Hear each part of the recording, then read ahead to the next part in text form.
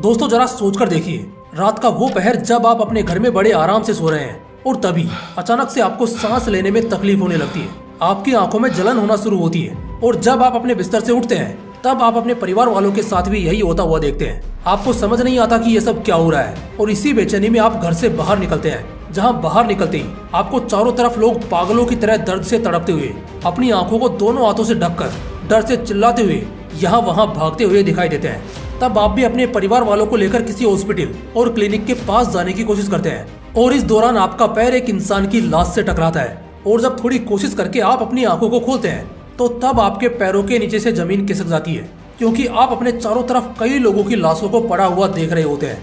दोस्तों ये जो मैंने एक इमेजिन करने के लिए बोला, ये कोई झूठी या फिक्शनल बात नहीं है, बल्कि ये बिल्कुल हकीकत की वो खौफनाक दास्तान है जिसको किसी ने सच में जिया है। ये घटना घटी संजय वर्मा के साथ। संजय वर्मा जो 1984 भोपाल गैस लीक के आज इकलौते जिंदा गवाह है। हालांकि संजय की उम्र उस समय सिर्फ 5 साल थी और उन्हें इतना कुछ समझ नहीं आ रहा था कि चारों तरफ चल क्या रहा है। एक बच्चे के लिए इससे ज्यादा भयानक और क्या हो सकता है। पर किसी तरह से संजय उस दिन उस घटना से बच गए और जैसे तैसे समय बीता तो उन्हें ये बात समझ आई कि उन्होंने 5 साल की उम्र में क्या देख लिया था। संजय आज भी कहते हैं कि मेरे बस की बात नहीं थी कि मैं वहां से जिंदा निकल पाता, क्योंकि उसी रात मैंने मेरे 3 भाई और 2 बहनों को खोया था, लेकिन मेरी दीदी ने किसी तरह मुझे वहां से बचा लिया। ऐसे ही हजारों लोगों ने दर्द भरी सच्चाई को जिया है, जिसके बारे में शायद आपने सुना भी नहीं होगा।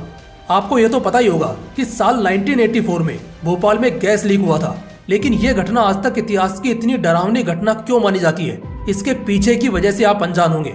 आपको ये पता ही नहीं होगा कि जिस केमिकल फैक्ट्री से भोपाल गैस लीक का वो खतरनाक केमिकल बाहर निकला था, उसके चेयरमैन ने सिर्फ 25,000 रुपए देकर कोर्ट से खुद की बेल करवा ली, जिसके बाद वो अपने देश भाग गया और फिर कभी वो भारत नहीं लाया जा सका। ऐसी कई सारी अनसुनी बातें और भोपाल गैस लीक की पूरी कहानी आपको वीडियो के एंड तक पता चलने वाली है, तो वीडियो को आखिर तक जरूर देखिएगा, पर्दा खुलने वाला है। दोस्तों इस वीडियो को हम 3 सेक्शंस में बांटने वाले हैं। पहला, जिसमें हम भोपाल गैस ट्रेजेडी की हिस्ट्री जानेंगे, जिसमें ये गैस किस फैक्ट्री से लीक हुई और इसमें कौन से केमिकल की वजह से लोगों की इतनी जान गई, ये सब हम जानेंगे।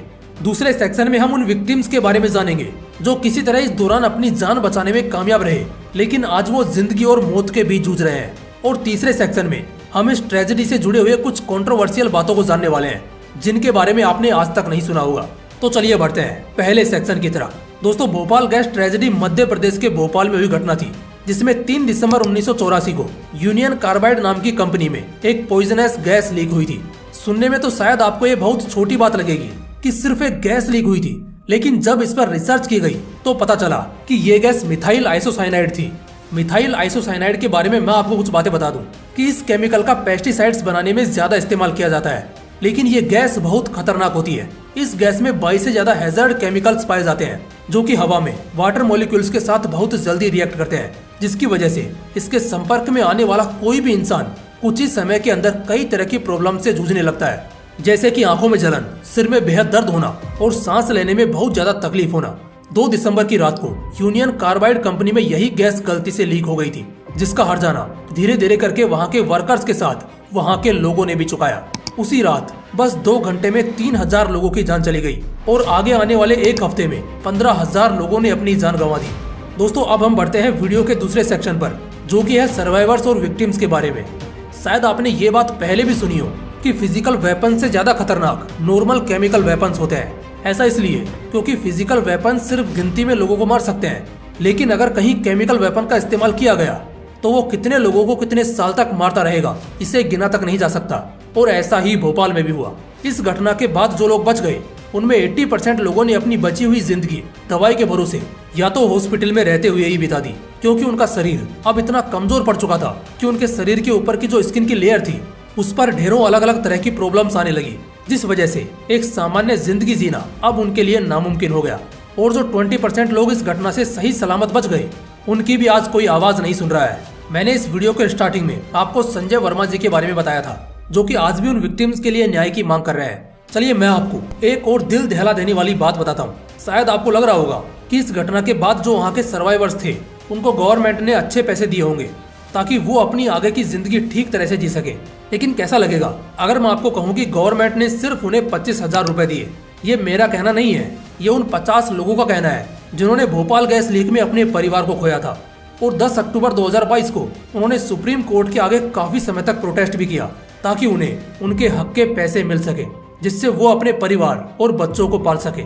यहाँ ये भी हमें समझना होगा कि जो लोग इस एक्सीडेंट से बच गए थे या उनके परिवार में जो आगे आने वाली जनरेशन है, उनका एक नॉर्मल इंसान की तरह जिंदगी बिताना बहुत मुश्किल है, क्योंकि उनमें इम्यूनिटी की कमी तो पहले से होगी ही, लेकिन उससे भी बड़ी बात ये होगी कि जो उनके बच्चे होंगे उनमें कई तरह की बीमारियां पहले से होंगी और कुछ तो ऐसे भी पैदा होंगे जिनके शरीर के 50% ऑर्गन्स ठीक से काम ही नहीं कर रहे होंगे, जस्ट बिकॉज उनके जीन्स डैमेज हो चुके हैं। आप शायद ये सुनने के बाद सोच रहे होंगे कि इस बात में कितनी सच्चाई है।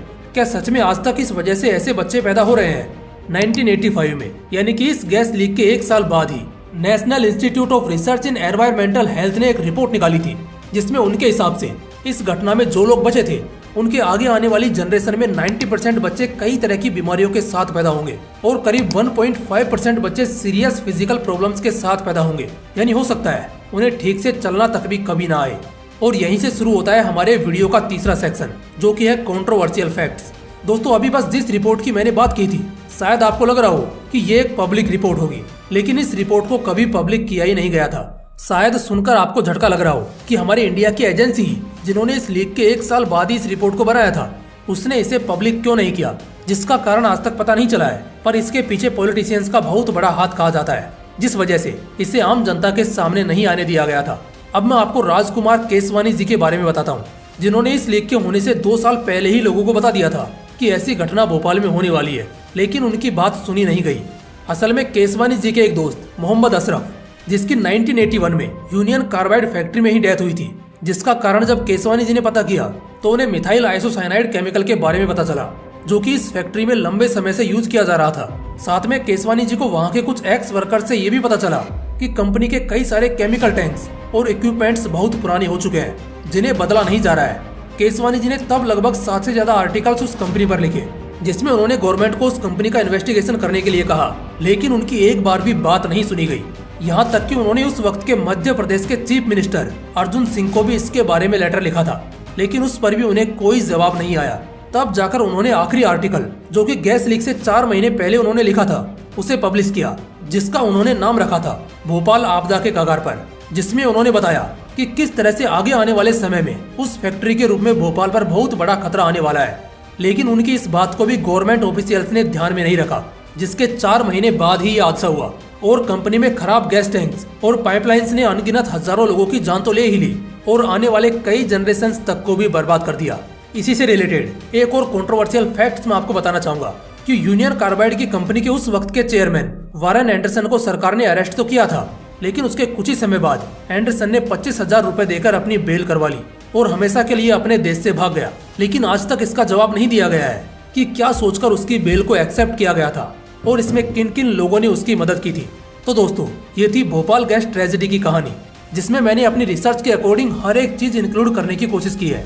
आप हमें कमेंट्स में बता सकते हैं कि आपके इस घटना के ऊपर रिव्यूज क्या है। अगर आपने अप्रिशिएट किया तो हम अगले पार्ट के साथ भी जरूर आएंगे। बाकी मिलते हैं अगले वीडियो में।